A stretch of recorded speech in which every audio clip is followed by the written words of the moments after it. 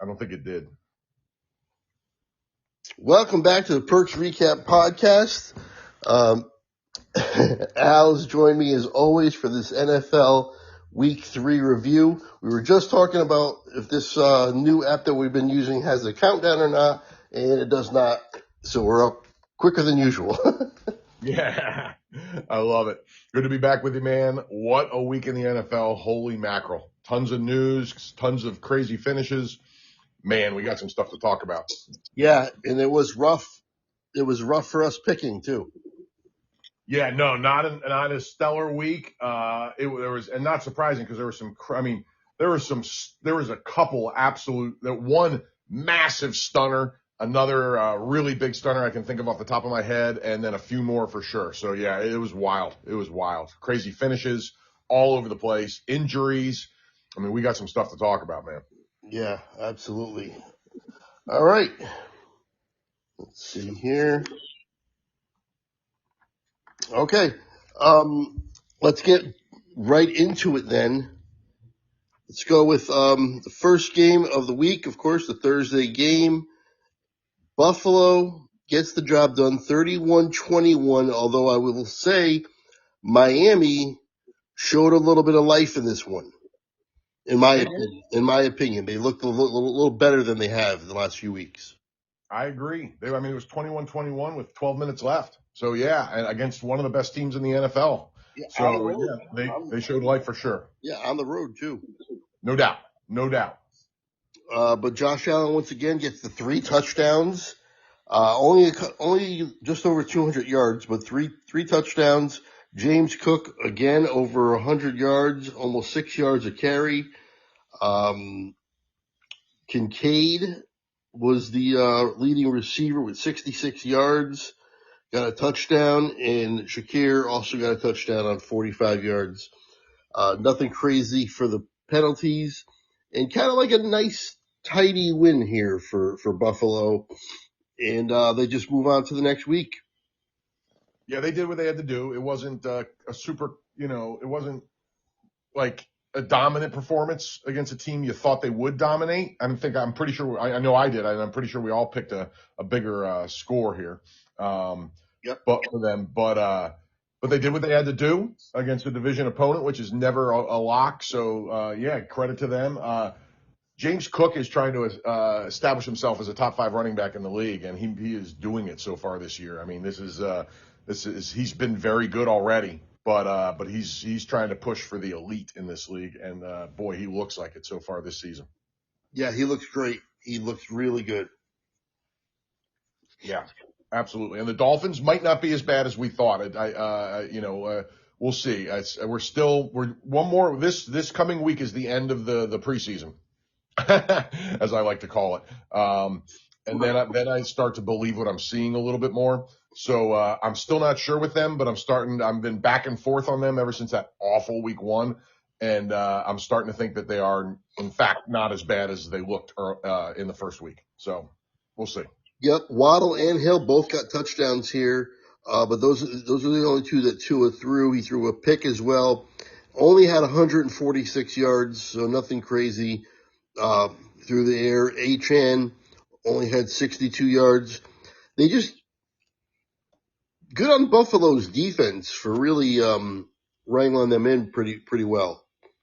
Yeah, because it's the strength of their team. It really is. And on a team that doesn't seem to have a super strength anymore. So and again, it was a close game. I mean, that pick was huge because that pick came in the fourth quarter when it was 20. I think it was either 21-21 or 24-21 at that point. I can't quite remember, but it was still, the game was in doubt, and that pick sealed it. So yeah, it was a close game until then. Yep, I totally agree. Just 9 penalties. I did the math this week. We averaged 14 penalties per game, which I think is too high. Yeah, that's above the average that you talked about last season. I think it was it like 11 or 12 a game? I forget now, but that's 12. So yeah, that's high, definitely. Well, we had some reasons for that in a couple of games that we're going to get to here. Yeah, anything else you want to add for Buffalo or Miami? No, I'm good on that one. Thank you. Okay, we all got this one right. Moving on now, Pittsburgh and New England. Steelers get the win, 21-14 for the Steelers. And hang on, I gotta call it up here for me. This was the first one where you and Joe picked it, and I went the other way, and this one did not go my way. I had New England, you had Pittsburgh, Joe had Pittsburgh. We all had 1 or 2 point games. You picked 17-16. I picked 19-17. Joe picked 28-27. So we all had 1 point games. So obviously we thought it could go either way. It went Pittsburgh's way. It had 15 penalties. But really, I mean, another subpar performance from Rodgers too. 139 yards, 2 touchdowns and a pick. I mean, what a ho-hum mediocre performance. This has got to be his last year, right? Who knows with this guy, man? I mean, he might just hang on as long as he can just to be annoying to everybody, just with his fascinatingly odd personality. I don't know who's going to want him if he keeps playing like this. Now, he did play really well a couple weeks ago. You know what I mean? So he's been up and down. He hasn't played. There's other quarterbacks in this league playing worse than him. So, who freaking, if you can get inside the mind of Aaron Rodgers, watch out for the ayahuasca buzz. You know what I mean? Just heads up. I mean, fascinating. But the crazy thing about this game, I mean, the New England turnovers killed them. They look at the total yards for this game. They outgained them by 170 yards almost. 369 total yards for the Patriots to 203 for the Steelers. They outpassed them. They outrushed them. The yards per play obviously were way better. I mean, the time of possession was in their favor. I mean, the whole deal. But they lost 4 fumbles. Right, that's going to kill you.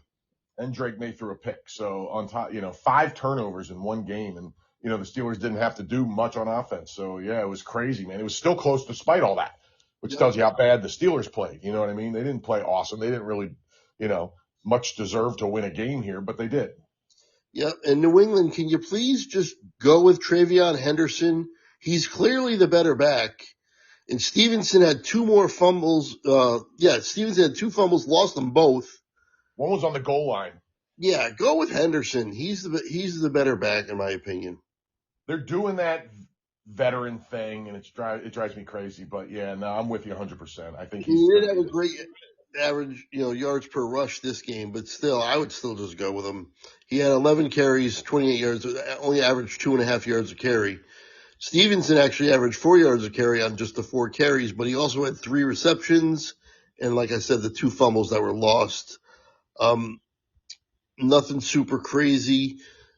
Drake May was, he was all right. He was better than Rodgers for the numbers. 268 yards, 2 touchdowns, 1 pick, 28 for 37. So pretty good game out of him as well. Yeah, absolutely. I mean, he's he's been decent this year. He hasn't been spectacular by any means, but he's been decent. He's slowly, steadily improving, I guess, is maybe a way to look at it. But the team is still not very good. You know what I mean? So he's going to struggle because of that, and it's kind of hard to figure out just how good he is yet. But I think he's going to be a long time starter in this league, and I'm just not quite sure how good yet. But he's on his way. I agree. Okay. I'm ready to move on if you are. Yes, sir. Okay, Tampa Bay over the Jets, 29-27. We all got this one right, but we did not pick it to be as close as it ended up being. The Jets actually played pretty well. Tyrod Taylor, I tell you what, this guy can play in this league. He's always been a really good backup, probably one of the best backups in the entire league. For sure. His problem is he can't stay healthy. But when he's out there, I mean, he only had 197 197 yards, 2 touchdowns and a pick, but he could play in this league when he gets an opportunity and he's healthy. He's not going to kill you as your quarterback for a few games here and there as a backup. I agree with that in whole, except he did kill them this week because he threw a pick six, and that was a difference in the game. It was they blocked the kick, which was a theme this week.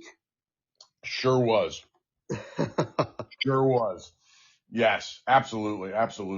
Yeah. The fascinating thing is, too, about the Jets is their run game. Breece Hall looks so good in week one and has been really mediocre since. Braylon Allen had a better game this week, but neither of them did much. Tyrod led them in rushing by 18 yards over the better of the two, Braylon Allen. So the run game, I don't know where it is, but Garrett Wilson is still a factor, 10 catches for 84 yards and a touch. Yep. Yeah, so this team is not awful. They're I don't know. I still can't figure them out, but they just played a team that everybody thinks is really good to a 2-point game, even with that pick six. So that is saying something. On the road, too. Absolutely. Great point. Absolutely. Baker was Baker, 18 for 29, 233, 1 touchdown, no picks. Bucky Irving only averaged 2.5 yards a carry on 25 carries, got 66 yards. I'll tell you, though, Egbuka, a star is being born here right before our eyes. 6 catches, 85 yards. He has become the man, even over Evans, I would say, at this point, so far. I was going to say the same thing if you didn't. And listen, he's going to fully establish himself because Evans went out of this game with a hamstring injury, and he is out multiple weeks. So it is his show. Godwin is still a couple weeks away from coming back, and he is now the guy. I mean, the number 2 on that team is now Sterling Shepard, and we know what the odds of him staying healthy for any particular long stretch of games. So Egbuka. Right. Now, one thing, if you want to say Tampa Bay is significantly better than the Jets, even though they only had a 2-point win, they had 14 penalties for 124 yards.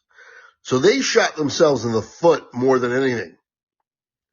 Yes, although it's a hard argument to make a team better than the other by saying they're wildly undisciplined. Right. But I know what you're saying. I do understand the point, and it does make sense. Just added another 7, so there was 21 penalties in this game. Wow. Yeah, that's incredible. And if you told me the Jets would be the more disciplined team after the last few years over there with the crazy coaching situations and the wildly undisciplined play in New York, I would have taken that bet. But holy mackerel, that's a lot of penalties for the Bucs and yardage with it. Holy moly. Yeah, big time. Yeah, so, but my opinion on basically any of these teams that we've gone over so far has not changed all that much. Even though Tampa Bay only won by 2, I think they're better than that. They're a good team. I mean, they are very good, but there are some cracks in their armor, and I'll talk about that more when we get to the week 4 preview probably. But they have played 3 incredibly close games, and if you look at the teams they beat, it's not all that impressive. So I like them, but I'm not in love with them like a lot of people. Right. Yep. I agree. Okay. You have to explain this to me. Okay. 30-0. Carolina over Atlanta. Yeah. This is one of the ones I was talking about when I was talking about this wasn't the most unexpected result, but it was the second most, and it was wildly unexpected. I don't get it. I was ready to really buy in on the Falcons after last week when their pass rush emerged, and boy, E-break getting pulled, baby. No dice on that. I mean, Penix looked awful. He got benched, and they're talking about, I mean, I don't think it's going to happen. I don't think there's any chance it's going to happen. They're immediate, like, will Kirk Cousins be the starter next week? Articles being written.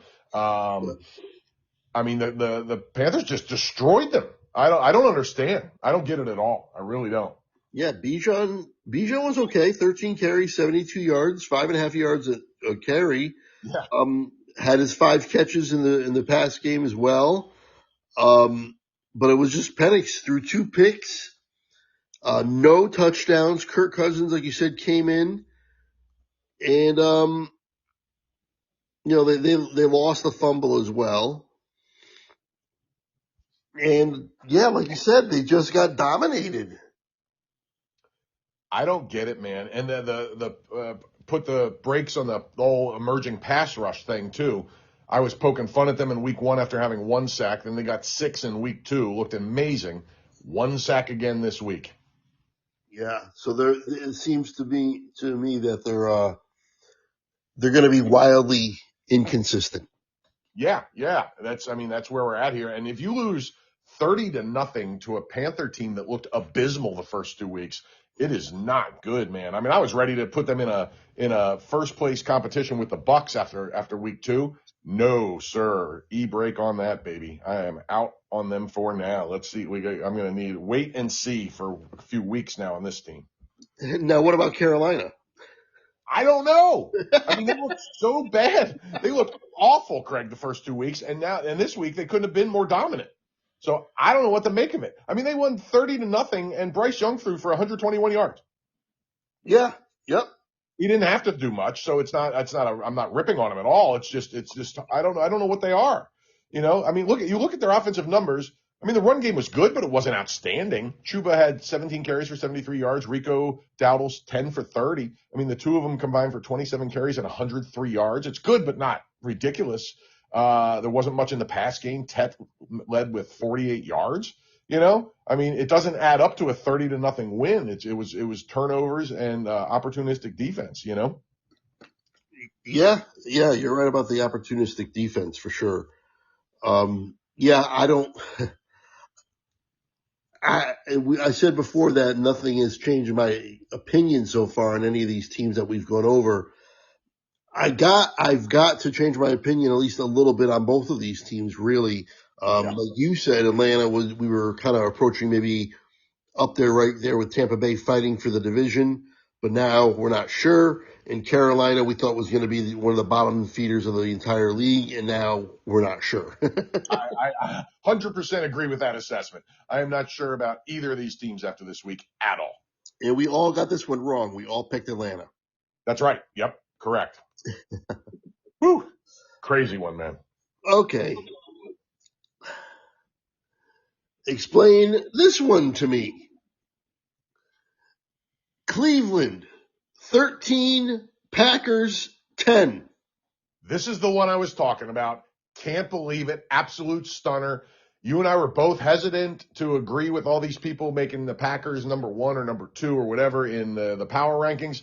We were right about that. We were wrong about this game. None of us thought they were going to lose this game. But boy, e-break on the massive Packer love. Holy mackerel. I don't get it. I mean, I understand there was another blocked field goal, at the end that would have won it would have won it or tied it for Green Bay. Would have won it, right? They were tied at the time. I don't remember the block in this one. I forget. I'm sure you're right. I just remember that the Browns won on the last second 55-yarder. Right, but I think they blocked the field goal before that Green Bay was going for to win the game right before that. Okay. I'll look it up while you're talking. Yeah. But geez, another game with crazy penalties, 22 penalties. Are you kidding me? Green Bay had 14 penalties for 75 yards. Green Bay had 34 minutes of time of possession to 25 for Cleveland. Wow. They should have won this game. I mean, Jordan Love threw a really, really costly interception late. That's also what led to this. But still, you only scored 10 points. Even on the road, Cleveland is regarded as the worst or one of the 2 or 3 worst teams in the entire league. and you were regarded as one of the 2 or 3 best teams in the entire league, and you laid a gigantic egg. Yeah, dude. Listen, this, and you were right. There was a block right before the game winner. You're absolutely correct. I forgot about that and missed it. This is unbelievable. I mean, this is the type of game an elite team doesn't lose. And, I still think they could be an elite team. I do, but this is just shocking. I mean, the one thing I will say, the Browns have a very good defense. They've held down some, they've done pretty well on D so far this year. I'm going to pull up their schedule and see exactly what they did, but, and, talk about a star being born. Quinshawn Judkins, 18 carries, 94 yards, another touchdown. He is becoming a major force for them. I'm telling you, man, and you never would have seen this coming when he wasn't signed 24 hours before opening day kickoff. Yep. I mean, because Joe Flacco was nothing, 142 yards, no touchdowns, 1 pick. But Judkins had that touchdown. I'm just looking at some of the other stats as well. Yep, they had an interception. I mean, just wow. Yeah, man. The Browns, by the way, now they got torched by the Ravens, which, I mean, that doesn't hold up to my good defense argument at all because they gave up 41 points to the Ravens. But they now have given up in the other 2 games. They gave up 17 points to the Bengals when they still had Joe Burrow and 13 points to the Packers. So we'll see where it shakes out in the end, but they're showing signs of maybe being able to squeak out a few more wins than I thought because of a good defense, but I still don't see them winning more than 5 games. But they're also heading towards one of these rookies starting sometime soon, I think, because Flacco is not playing well. Right. I was wondering if we were going to see Gabriel in this game, but I guess not. Yeah, I'm with you. If it wasn't so close, I think you might have, but I think that it would have been a tough time to pull the trigger in that close a game with a rookie. But yeah, it's coming soon unless if Flacco pulls out the forever dust again and starts playing really well. But it's got to come sometime soon because they need to see these guys, at least one of them, in a significant amount of play this season before the season's up because they took 2 draft picks this year and they got to know something about them before the season's over. I totally agree.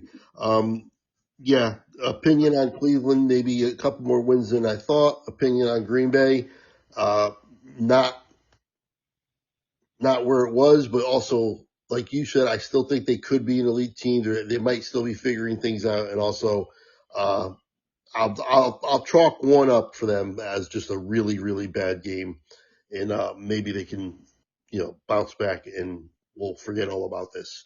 We'll see. I agree completely. That's perfectly put, man. Perfectly put. I'm with you 100% on that. Okay, here's one.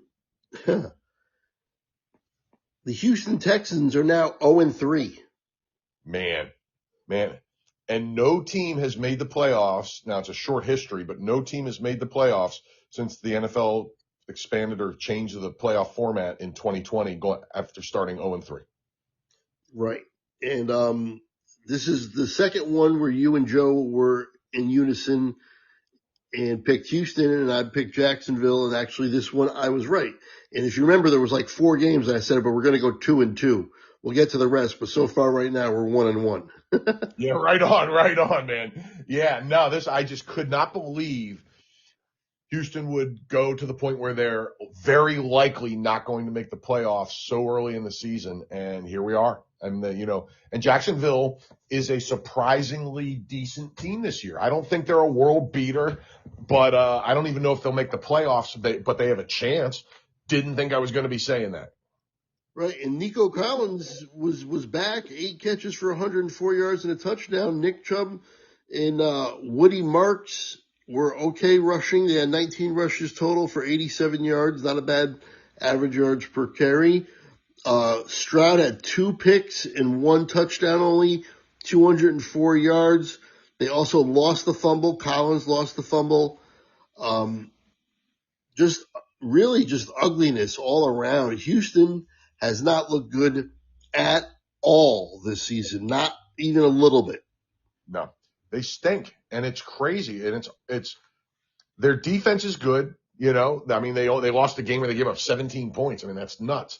But their offense is horrific, and they're going to have some stats here and there that look decent, but nothing that is consistent or reliable. And it's all because of this offensive line and CJ Stroud. And I don't know how much of it is line versus Stroud or both. I tend to want to put it mostly on the line, but Stroud has to show more than he has too. So, the line is one of the worst in football, and they're not going to be able to win like that at all. So, I mean, this is just disaster in Houston, man. Disaster in Houston. Yeah, I mean, talk about, 5-alarm fire, alarm bells going off. I don't think they can, be the one team to recover from an 0-3 and come back. They don't look like they're anywhere close to where we thought they were. Completely agree. I mean, I picked them to win this division, and there's no chance. Yeah, they're not going to win this division, and they're not going to make the playoffs, and I don't know where they go from here. But my opinion on them has definitely changed. My opinion on Jacksonville, we'll see. This wasn't an overly, a great win by them by any means in terms of being, looking really, really impressive. But they did beat Houston, who we thought was good.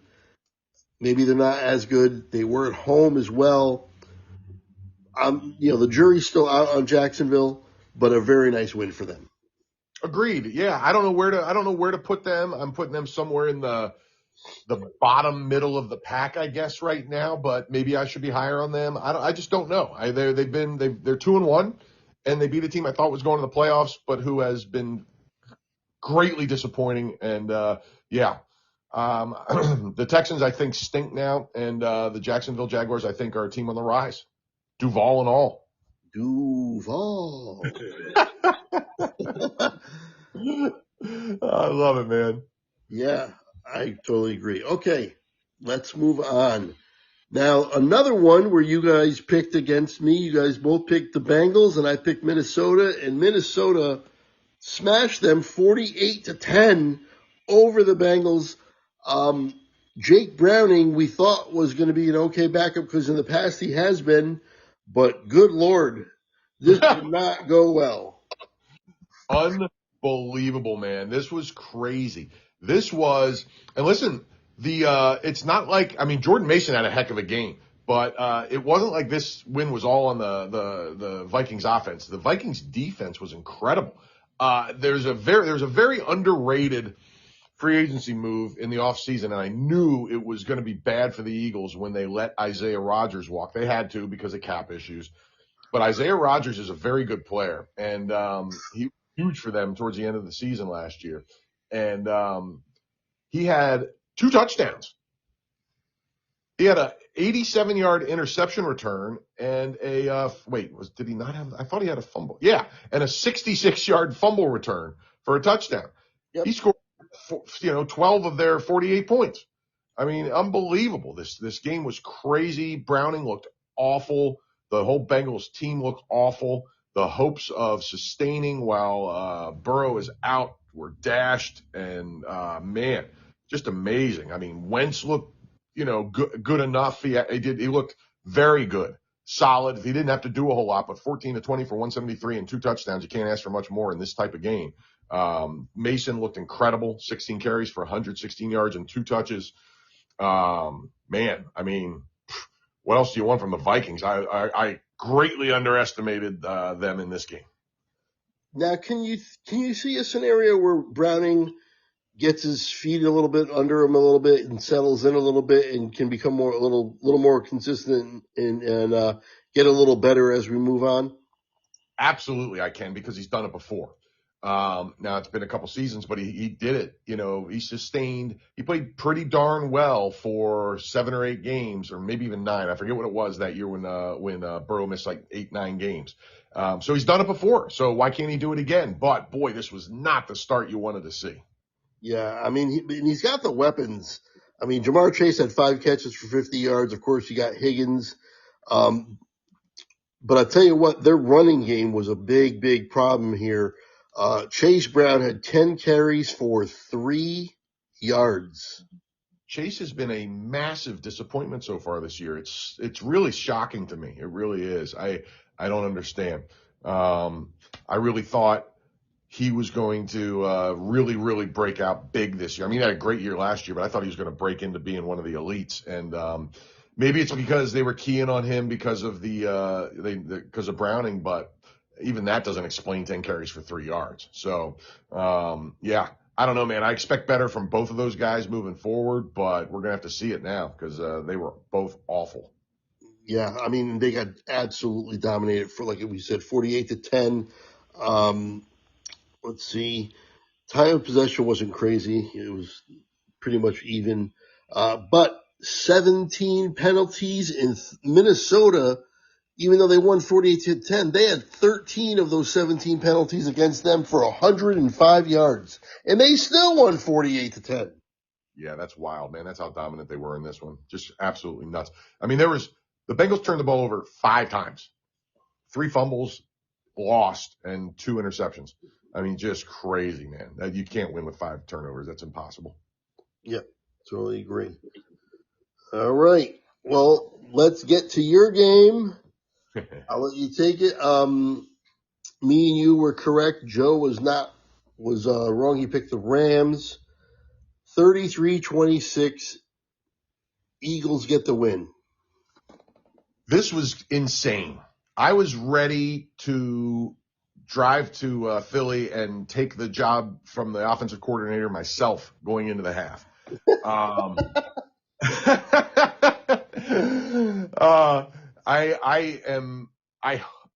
going to say this and then we'll talk specifically about the game. I hope what happened in the second half taught the coordinator. I refuse to learn his name until he does something good. I don't even know his name and I refuse to learn it until he shows me something. But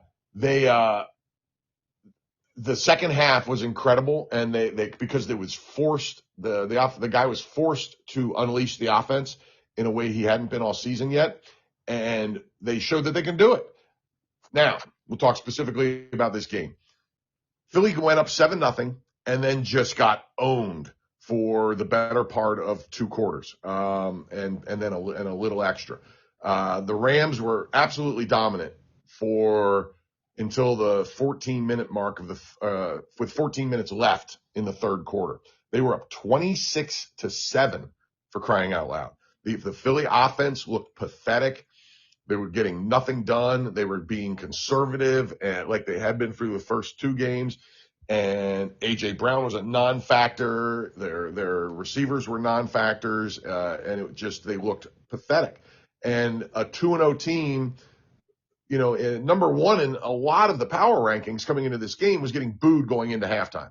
And they looked awful, man. And I know a lot of people that didn't see the end of this game that are Eagle fans. Shame on them, by the way. But yes,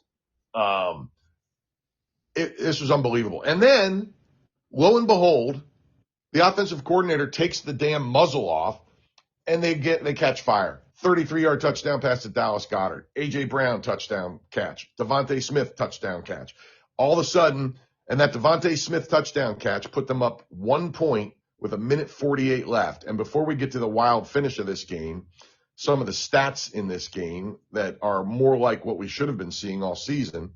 A.J. Brown, who was completely shackled at the half pretty much, had 6 catches for 109 yards and a touchdown.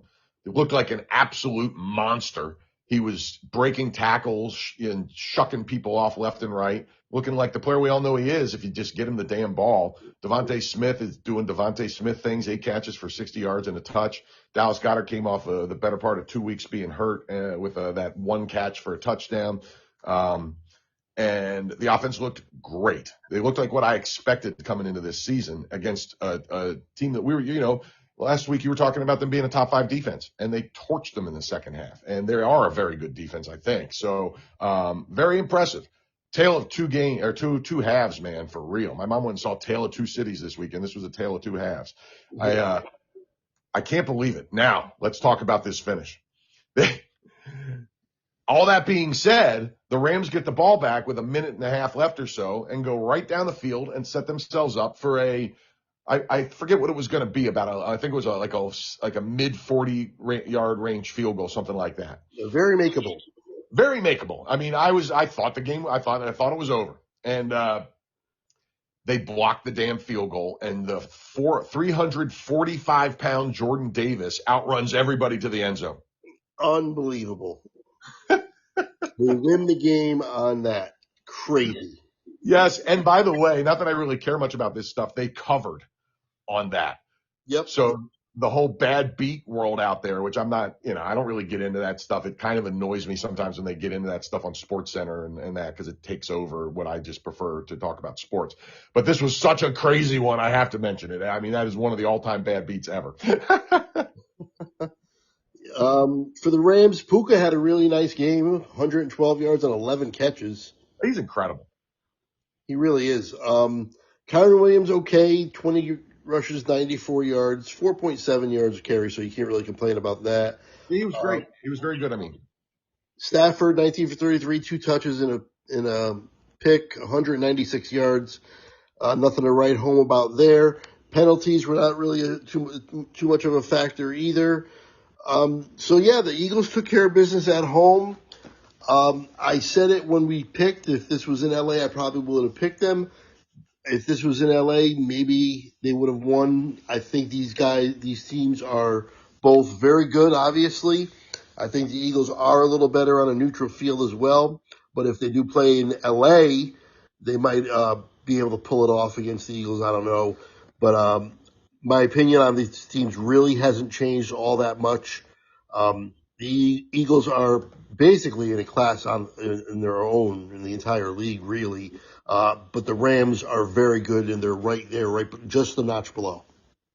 Listen, I agree. I could very easily see a rematch in the playoffs this year in a late round. Oh yeah.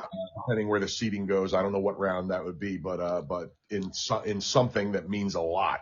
The Rams are a very good team. They could have won this game easily. And, the Eagles have shown that they know how to win. I mean, it sounds stupid kind of, but they win the Eagles have now won 19 out of their last 20 games, by the way.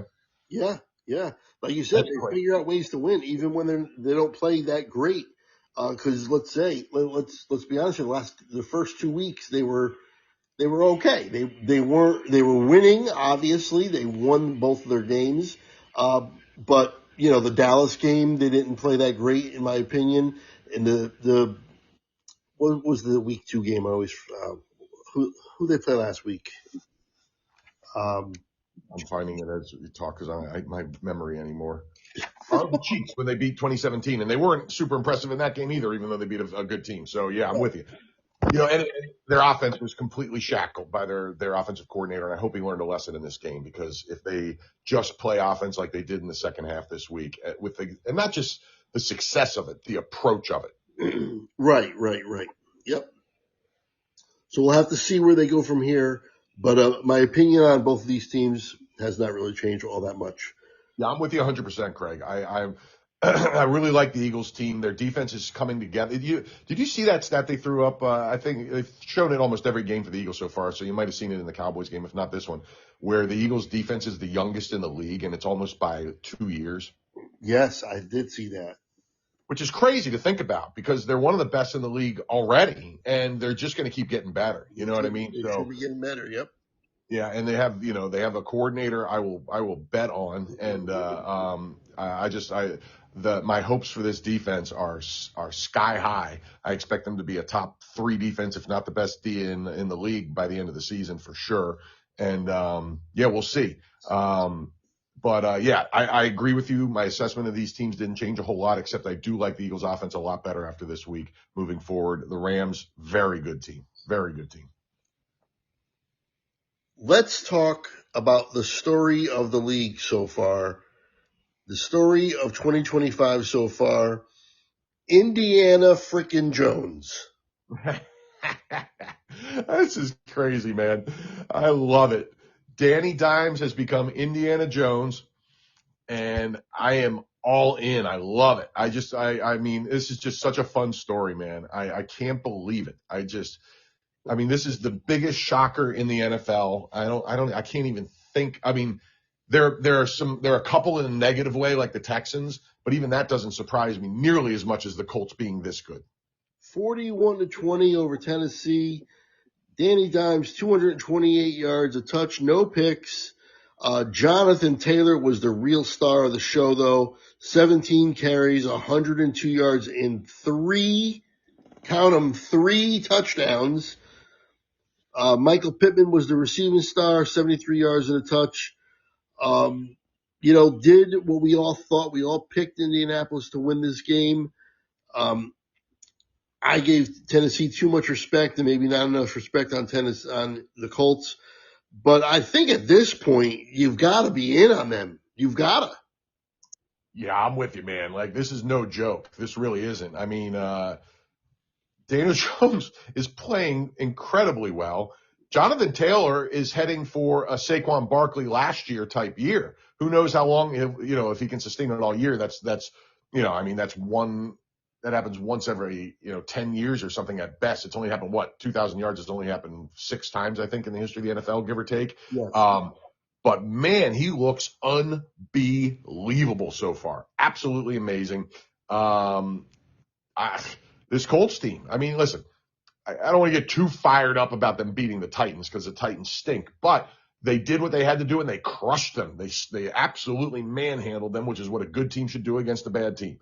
So, I mean, kudos to the Colts. This is absolutely incredible. Totally agree. 12 penalties, so about an average penalty kind of game that we would normally say. Yeah. For Tennessee, I mean, Cam Ward still learning. He threw a touchdown and a pick, 219 yards. Tony Pollard had a touchdown as well. Didn't have a great average, only not even 3 yards a carry. Okonkwo? Chigakonkwo? Yep.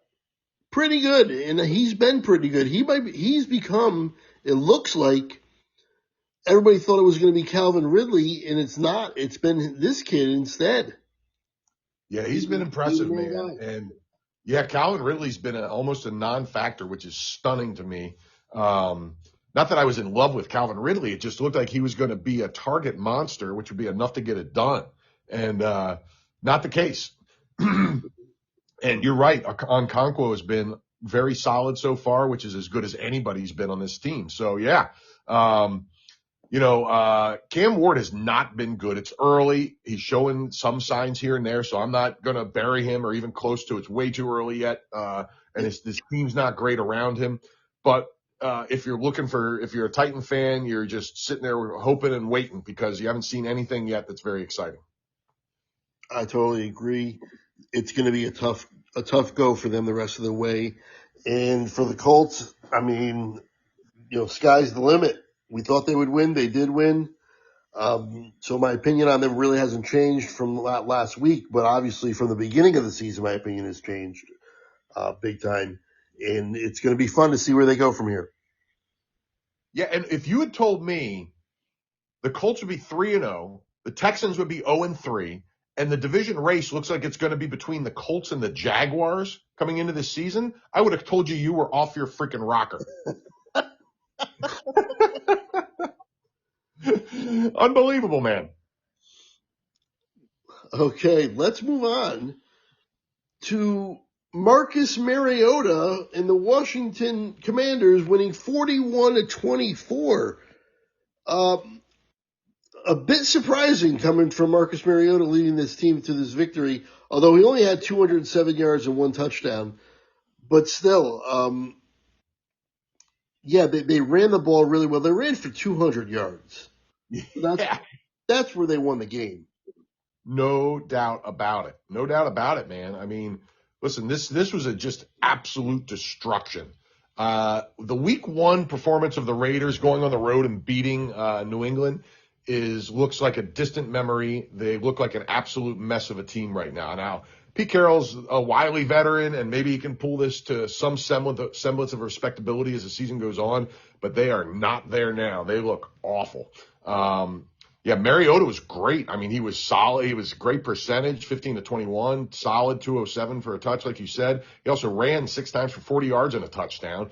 He also bowled over his coach on the sideline and gave him a bloody nose and looked like he knocked him a little silly. I don't know if you saw that, but he was bleeding for the better part of 10 minutes. Yeah, I did. It was wild, man. McLaurin made an appearance for the first time this season since signing that contract. He looked decent, 3 catches for 74 yards. Bobby Wagner, the ageless wonder, had 2 sacks. I mean, this is unbelievable. I would like to put Bobby Wagner on a defense with Calais Campbell and have a real party. Yeah. I'll tell you though, Geno Smith did pretty well. He redeemed himself a little bit from the 3 interceptions last week. He had 3 touchdowns, no picks, 289 yards. And all 3 touchdowns went to Trey Tucker. 3 touchdowns, 145 yards on 8 catches. The receiving star of the show, obviously. They ran for 93 yards. Genty, just under 4 yards a carry, 63 yards. Still kind of waiting for him to bust out. But still, their offense really wasn't a huge problem. They did some things on offense here, but their defenses could not contain the Commanders. Agreed. Yeah, no, they're defensively challenged for sure. A lot of this, 2 of those touchdowns were in garbage time. So even their offense, it was, that's true. It was 34 to, what's my math here? 34 to 10 in the fourth quarter. So, it was just a bad game by the Raiders. Geno's stats look great in the end, but it wasn't an awesome game for anybody. Trey Tucker, man, what the heck? I mean, Good for him. That's an awesome thing. I don't know if I don't know what his long-term prospects are, you know what I mean? But I don't know if this is some kind of emergence or if he just had a heck of a game. He's a guy I know his name, but I don't know much about, to be honest with you. Yeah, I agree. Time of possession, nothing crazy, and penalties, about average as well, about 13 penalties in this game. And pretty even there as well. So that was much of a factor. I don't know how long Jaden Daniels is going to be out. Is there any timetable on that yet? I looked it up last night. Let me just see if there's anything new. It sounded like a big fat maybe for this weekend. So let me just see if anything new came out since then. Dan Quinn confirmed what Commanders fans feared about Jaden Daniels. Wait, and then today, 16 minutes ago, Commanders get good news on Jaden Daniels' injury. Let's see what this says. Okay. Commanders are happy with his injury progress. Not that they would rush him back anyway, but this game might have them proceed with a little more caution. And if it's, iffy, they might just hold him off one more week. Yeah, and of course, Dan Quinn said that Marcus Mariota's performance doesn't matter at all in their decision making. I don't buy that in the least. I think it has to. Everybody's human. But it looks like there's now talk he could return in week 4. Jaden Daniels is continuing in his return play. Will be limited in practice today. Daniels is doing everything he can to get back. It's still a big fat maybe, but it sounds a little more positive than I thought it sounded yesterday when everything I was reading. So we don't know is the bottom line. Okay, we all picked that one correctly. Let's move on to another game that we all picked correctly, which was the Chargers over the Broncos. 23-20. Joe was 1 point off. He had 24-20 as the final. 13 penalties in this game. Again, another one where it's nothing crazy with the penalties. Well, actually, Denver had 10 and the Chargers only had 3. Yeah, in a 3-point game, that makes a difference, no doubt. And the time of possession favored the Chargers big time, 36 minutes to 23. Man, this was a tight game. It wasn't a pretty game, but it was a good game. this, and listen, the sophomore regression thing, I go back and forth on. It happens a lot. It doesn't happen a lot, but it is happening with Bo Nix. There's no doubt now. Yeah. He is struggling. He missed a couple really key passes, but there was a wide open breaking. I forget which receiver it was, but he was breaking him. I think it might have been Sutton, was absolutely wide open on a bomb in the fourth quarter in this game. And, he was 5 yards behind the cornerback, and Nix overthrew him by 5 yards. And, he's struggling right now. And it's affecting this team big time. So yeah, this is not where I expected Denver to be after 3 weeks. But they are a good team because they played a team that's looking very, very good still to a very close score, even with Nix not playing well. Yeah, 14 for 25, 153 yards. Not going to get the job done. One touchdown, no picks, but only 6 yards a throw, in the air per throw. Dobbins was pretty good though, 83 yards and a touch, 7.5 yards a carry. Cortland Sutton, even though he got missed there on that bomb, he still had 6 catches, 118 yards and a touch. It is his receiver room, that's for sure. Nobody else had more than 14 yards. Yep. And Herbert is playing like an MVP almost. He did the Cardinals sin, but got away with it. He threw 47 times, 1 touch, 1 pick, but 300 yards. And there we go again with Quentin Johnston, 89 yards. Keenan Allen, the old man, 65 yards and a touch. He distributed like beautifully in terms of getting everybody involved, all his main guys. And the Chargers are looking really, really good. Yeah, they look really good. Your pick of them to win the division is looking excellent. Listen, Omarion Hampton time. It is go time. He had a solid game rushing and a very nice game receiving, 6 catches for 59 yards. He's looking like a very complete back in the NFL. And sad news, Najee Harris tore his Achilles, out for the season.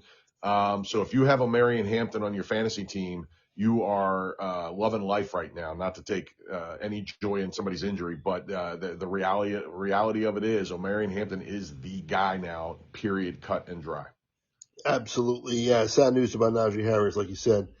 Yeah, overall, though, like you said as well, the Chargers, they're just looking great, and they look in great position to win this division.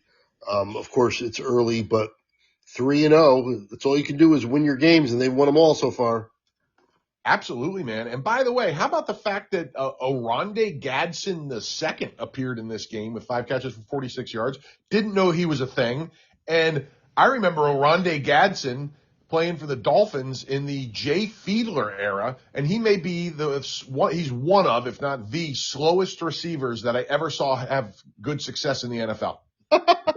Very smart player, had his feet were stuck in the mud, but he was one of those guys that knew how to get open and had more success than his athletic ability should have let him have in the NFL, and maybe his son has some of that in him. I love it. I love seeing an NFL dynasty. Absolutely. You got Ladd McConkey, who is not related to Phil McConkey, but I still like to think of him as a dynasty, even though he's not. Right. And actually, he's been a little bit down this year. He has not done quite as much as I thought he would. He's been solid, but not like last year, and I think it's in part because of the emergence of what's his face, Quentin Johnston, yeah. Yeah, and the return of Keenan Allen, who's also a big slot receiver like McConkey. So you have a couple factors there. So, but Ladd has shown he's a real NFL receiver, and I'm sure his days will come during the course of this season. I agree. Okay. The Seahawks left no doubt. We all picked this one correct as well. We picked the Chargers as well. 44-13 over New Orleans. I don't need to spend a lot of time on this. New Orleans stinks. Darnold was nothing special. 218 yards, 2 touchdowns, 14 of 18. I mean, geez. Yeah, that's amazing. That's a wildly efficient day. Yeah, Kenneth Walker, 2 touchdowns, but only 38 yards. JSN, 96 yards and a touchdown. But yeah, this is just Seahawks at home taking care of business against a bad team. Yeah, and the Seahawks look better than I thought they were going to be after week 1. Darnold looks good. I have to give him credit. He's starting to look like he's not a Minnesota wonder with the quarterback whisperer over there. I don't know how good they are yet, but they're better than I thought they were going to be. And the Saints stink. Yep. Yes, they do. 19 penalties in this one, 11 on the Saints. And the Saints had a slight edge in time of possession, which is a little surprising. That's weird, yeah. But, Kamara did his thing. I mean, he didn't do it well. 42 yards on 18 carries, not even 3 yards a carry. Olave had 10 catches, but only 57 yards, and nothing for any real yardage through the air, under 6 yards through the air for Spencer Rattler. We saw a little bit of Tyler Shuck, the rookie. He was 0 for 2, but he got in there a little bit. Yes. He made an appearance. Didn't do anything at all, but he did sniff the field. Yes, and I mean at some point soon, I would assume they're gonna go to him. Well, it's interesting because Rattler's only in his second year, and he was almost as highly thought of as Shuck coming out. So he was a little later of a pick, but he fell because of some attitude issues. So yeah, you're right. I don't know what to think there. You know what I mean? I agree with you. Listen, they're going to stink all season, so there's no reason not to try Shuck out. I just don't know when. You know what I mean? Right. Okay, yeah, they're going to lose either way. You're learning more about Rattler, so maybe give him half the year, give the other half to Shuck, and then figure it out at the end. That makes sense to me. And if Rattler goes into a real tailspin, because he didn't play awful in this game, he didn't play good, but he didn't play awful. If he goes into a real tailspin, then it's Shuck time. Yep. Alrighty.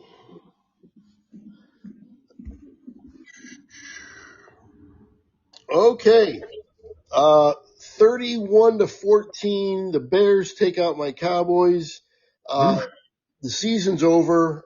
I'm waving the white flag. This is the worst defense I've ever seen, the worst pass defense I've ever seen, and it's getting worse and worse because now they're saying Diggs is probably going to miss some time.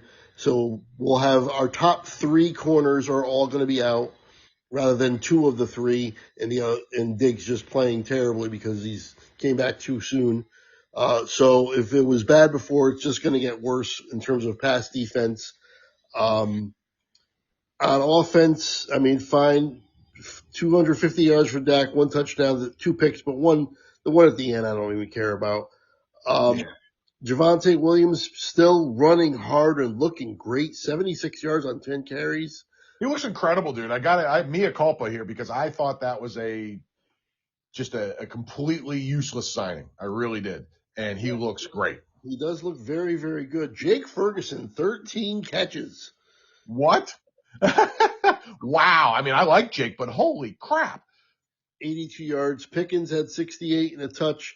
But another reason why I'm waving the white flag is CeeDee Lamb. I don't know how he's only out for a few weeks because it looked to me like he broke his ankle. Yeah, that looked bad, man. That looked really bad. And in the replay, you see that it looks like it snapped. Yeah, it was gross. I'm stunned and happy for the guy that he's not going to miss more time because it looked very similar to another guy who is now out for the season that we'll get to soon enough with an ankle injury. Yeah, I mean, that's great. They're saying he's going to miss 2 to 4 weeks. And he did come back and try to play. Obviously, it was just one play, but it didn't work. But I don't know how it's not broken. Yeah, I'm with you. It's kind of crazy to me. For the Bears, Caleb Williams looked great. 4 touchdowns, 298 yards against this putrid defense. Luther Burden III, 101 yards and a touchdown. He torched them. Great distribution for Caleb.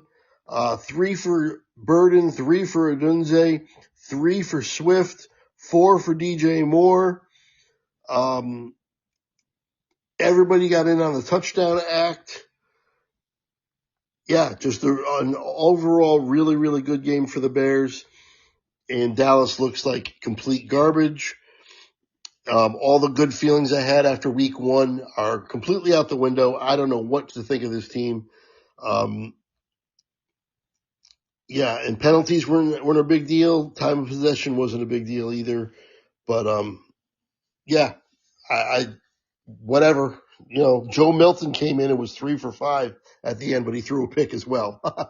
Yeah, he got in on the pick action.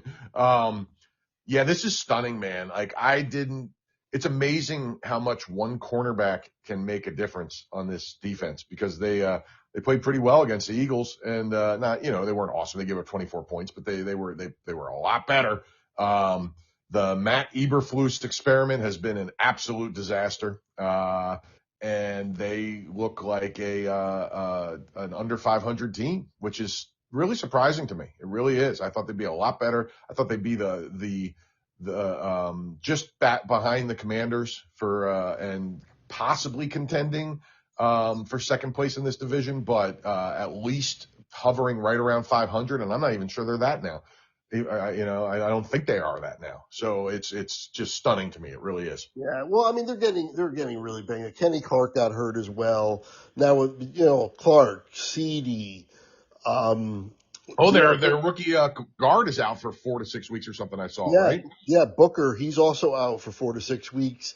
And now you've got your top 3 corners are all out. I mean, what are you gonna do? How you gonna recover from that when your top 3 guy, not one of them, all 3 of them are out? Yeah, it's bad news, man. That's bad news. So, and they're out, and they're not out for a little bit of time. It seems like they're all going to be out for a significant amount of time still. Although Revel should be back week 5 or 6, they're saying. They're hoping. Bland is still like a month away, maybe longer. And I don't know about Diggs, how long he's out, but he's out for at least this coming game. So they're in big trouble. They're not good to begin with, and then to have to contend with no corners is not going to go well. No, that's bad news. It is, and they are struggling. Yeah, it's crazy. And the fact that their offense didn't look better is really surprising to me too, because their offense should be much better than that. It's not like the Bears looked like a defensive juggernaut for 2 weeks. Right. Well, I think CD really put a wrench in what they wanted. Oh no, that hurts. But I mean, I still thought that. I mean, they picked up another borderline number 1 receiver talent in Pickens in the offseason, and but he's okay. He's not CD, not even close. So I'm with you. It's just it's surprising for them only to put up 14 points against anybody is surprising to me, even with CD out. Yeah. Yeah, opinions have changed. I actually did this. I picked the emotional hedging. I picked Chicago. You and Joe both picked Dallas. So I got this one right. But I wish I was wrong. Yeah, no doubt, man. I get it 100%. Is that the final of the 4 ones that we picked different, by the way? Or is there one more? Yeah, I had Jacksonville, Minnesota, and Chicago all correct, and you and Joe picked the other team in all 3 of those games. Wow, so you went 3-1 in those. Nice. Well done. Well done. Yeah. Okay. Let's move on to San Francisco, Arizona. Ugly game. Ugly game. 16-15. Me and Joe got it wrong. You got it right, but we all were in this range of not very high scoring. We all had 2 and 3 point wins, or in my case, a 1 point win. Just gross all around. Yeah. Oh, unbelievable, man. Kyler Murray threw 35 times for 159 yards. I mean, that is just wildly inefficient, just terrible. The Marvin Harrison target watch is on again. Nobody can figure out why he's not getting targeted more because he looks great every time they throw him the ball. He had 3 catches for 44 yards, but they're just not getting him the ball. It's weird. Man, I mentioned another ankle injury that was as bad as it looked, and James Conner, man, who is one of those gritty, gutty guys you root for in this league, just devastating injury. He's out for the year with this just gross ankle injury. The Cardinals, man, you've talked about it since we started this podcast, and it is as true as ever this year. I mean, they are 2-1, but nobody could be excited about how they look in that town. No, 159 yards for Kyler Murray on 35 attempts, not even 5 yards on average, 4.5 yards average, 1 touchdown, no picks. The only thing you can get excited about, if you want to still get excited about Harrison, maybe Trey Benson, because he looked pretty good in relief of Connor, and he's going to be the guy moving forward now. But other than that, Trey McBride is a pretty good player. He had the touchdown. But again, there's nothing to be excited about, really, when you really get down to it. Not at all. I know. I'm with you, man. It's weird. This team is so hard to figure out. They're just like the epitome of mediocrity. You know what I mean? They really are. San Francisco might be the least exciting 3-0 team in the league. Mac Jones, though, 284 yards. Listen, Mac has done, and he also did it with a sprained knee. He was playing with a brace on for a big chunk of this game. He did throw a pick, so he did Mac Jones a little bit, but he's been very good in their 2 games so far. It was great against the Saints. It was the Saints, but he was great. I mean, not just good, he was great. And in this game, he was very good. So, I mean, what do and listen, freaking McCaffrey. I mean, you bottle him up, 17 carries for 52 yards, only 3 yards a carry. So you're like, oh, we did a good job against them. No, then he catches 10 balls for another 88 yards. I mean, he just can't stop the dude. Yeah. I mean, he is something else. And Ricky Pearsall had a monster game. He is fully emerging in this league. It's San Francisco's an interesting team. I don't know how good they are yet because, I mean, they barely squeaked out a win over a very mediocre team. At least we're in agreement that they are. Maybe they'll prove us wrong down the road, but I don't think so. So I don't know what to make of them, but they have some very, one of the best players in football in McCaffrey and some emerging offensive players. They're a fascinating team. They really are. He gets you one way or the other. He does. On the ground or through the air. But you can't stop him in both. If you stop him in one, he's going to kill you in the other. Absolutely. And I would be remiss if my man crush on Calais Campbell wasn't mentioned again this week because this game was, what was it? Let me, it was 13-13 with 3 minutes and 15 seconds left. And there was a holding penalty in the end zone on guess who? Calais Campbell. Calais Campbell beat his guy. The guy reached out and grabbed him, and they got a safety. He should have had a sack, but the guy held him, so they got the safety because they held Calais Campbell. The 39-year-old man wins the game again for his team. You got to love this guy. Penalties, there was 10. But weirdly, the time of possession, the Cardinals had 34 minutes to San Francisco's 25. Interesting. Yeah, that's surprising. No doubt. But, Arizona, my opinion on them hasn't changed. Mediocre San Francisco. I think I'm not nearly as high on San Francisco as some people. I think also pretty mediocre, but slightly above. The upper muck, I'll say. Yeah. Yeah, I like that. Yeah. But yeah, I'm not totally bought into them, especially let's see what happens when Purdy comes back. What's going on with that? Is there any timetable? Supposedly he's looking like he might come back this week. I looked this up last night. Let me see if anything else is new, but he's practicing limited and, they're thinking he may come back this week. So it sounds iffy, but possible.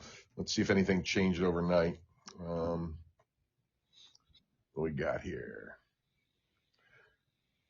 Could play week 4. So total non-update, and also Mac Jones is day-to-day with that knee injury that happened during that game. Right. They have 2 banged-up quarterbacks now. Pretty practiced in limited capacity. No news. No news. Okay. Yep. All righty. Let's move on. Let's do it. Chiefs, Giants, 22-9 Chiefs. They don't blow anybody out, not even the Giants. We all picked this one correct, but it's a typical Chiefs win, kind of ho-hum. The Giants are terrible, and they beat them handily, but it's not like they beat them 45-9. It was 22-9. Tyquan Thornton continues to emerge, 71 yards and a touchdown. Yeah. Pacheco's not doing much, only 10 carries. Kareem Hunt also got 10 and a touch. Mahomes, 224, 1 touch, no picks, nothing special there either. And the Giants stink. Yeah, Giants stink. I have not wavered on that other than after the Cowboys game. I was like, well, what is happening here? And this is the NFL. This is how crazy the damn NFL is.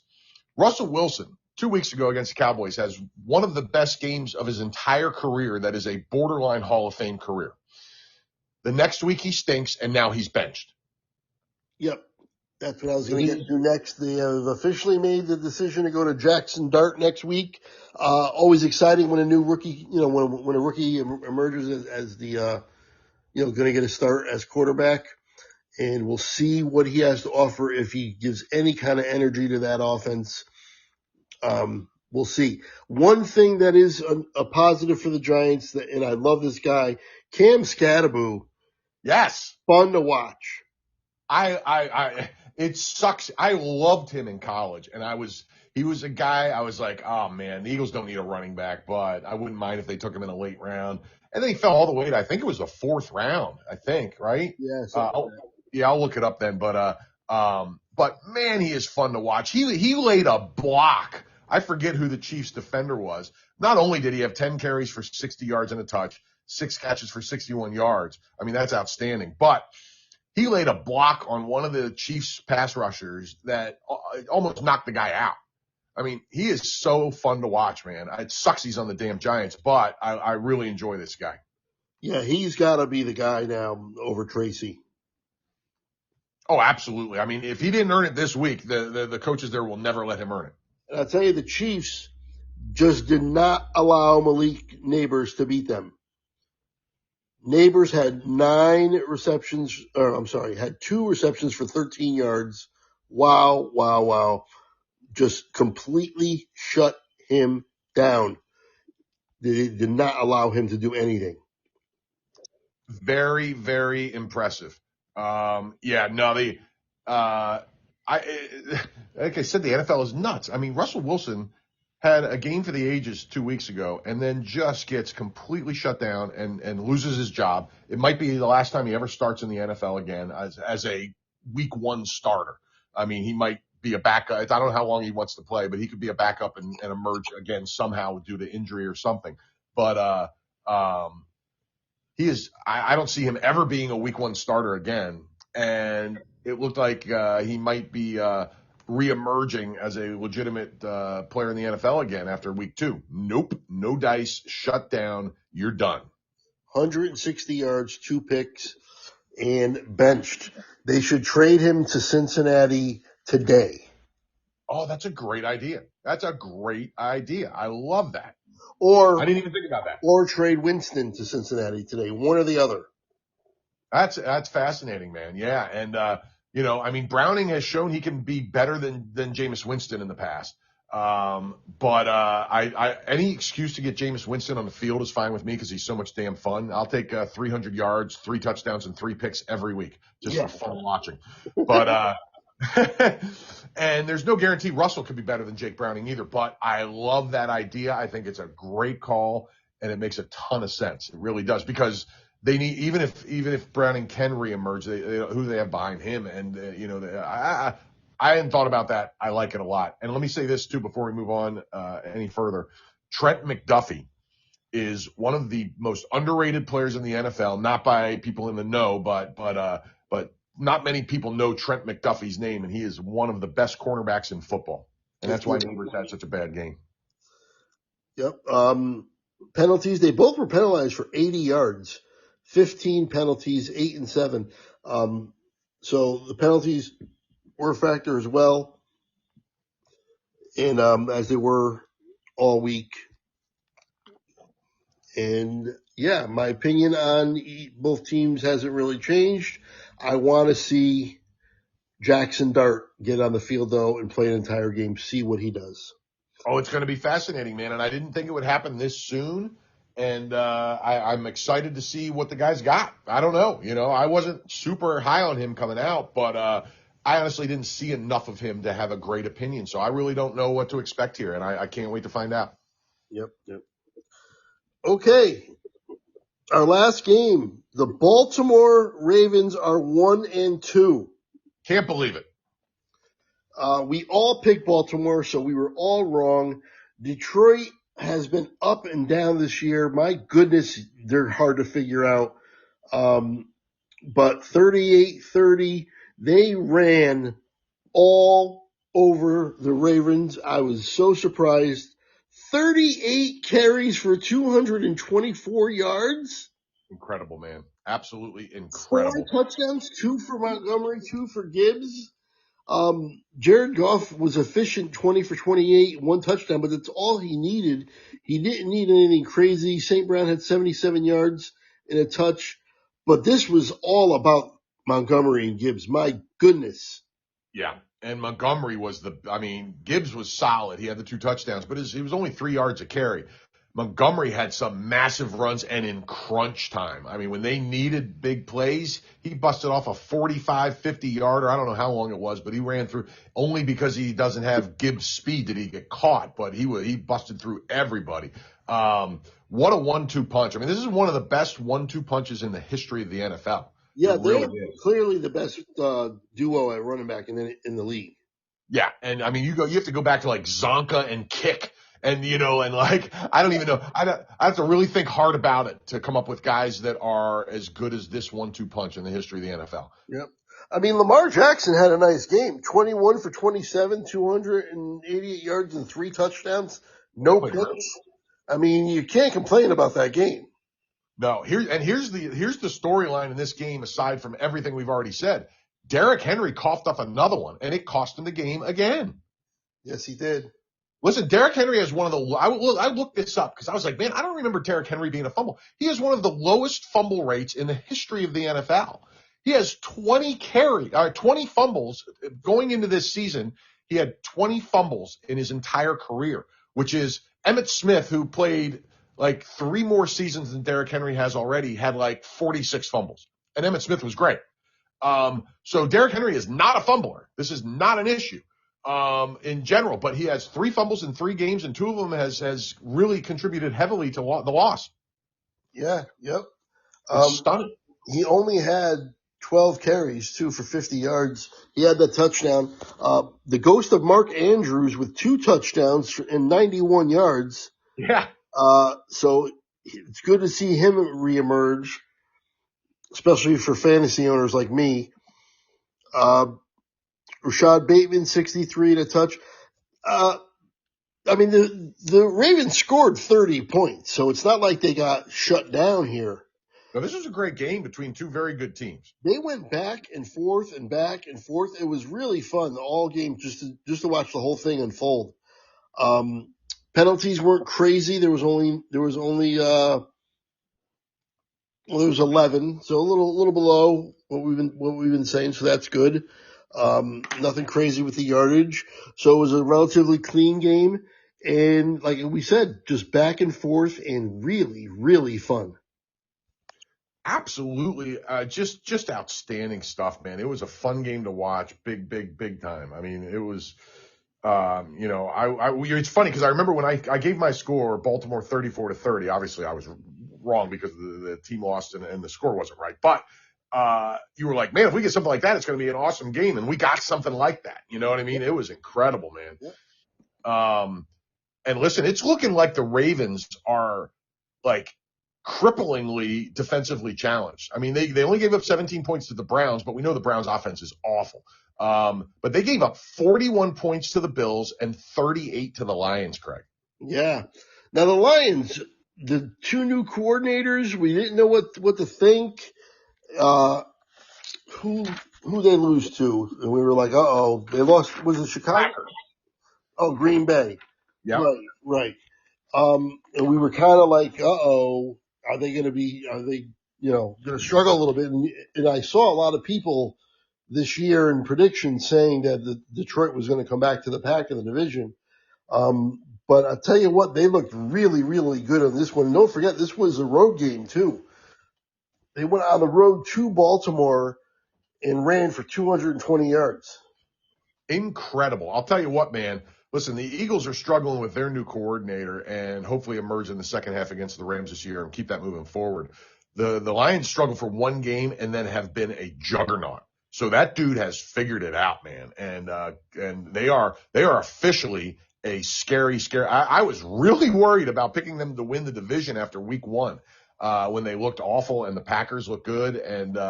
But I feel pretty damn good about that pick now. Yeah, absolutely. Detroit on the rise. We'll have to see about Baltimore. That's it though. Those are our picks, our review of week 3. Yeah, we did it, man. We did it. Hey, one thing I would like to mention real quick, if you don't mind, Craig. Sure. Forgot to bring it up when we talked about the 49ers and the Cardinals. Nick Bosa out for the year. Oh, yes, that's huge. Huge, man. I mean, and, if you're trying to make a case for the Niners being any sort of reemerging back into the elite of the league, it gives it a massive hit. Totally agree. Right on. Okay, I went 11-5 for the best of the week somehow with 5 losses because it was a tough week. You went 10-6 and Joe went 8-8. How about that? He's human. My God, Joe's human. That makes me feel, at least we know he's not an AI awesome super bot. That brings my total 35-13. He is now tied with me because I picked up those games on him. So he's 35-13 as well. And you're 32-16 coming up. All right. I always start slow. Hopefully I'll catch fire here, but you guys are kicking my butt so far. Yeah, it's tight. So all good. Make sure everybody who's listening to join us for the week 4 preview. Should be out right around the same time as this one. And anything more to add, Al, before we sign off? No, what a week, Craig. What a week. Yeah, great week. Lot of craziness and a lot of upsets and blocked field goals all over the place for some reason. That was kind of the theme of the week. Yeah, it was nuts, man. It was a fun week, and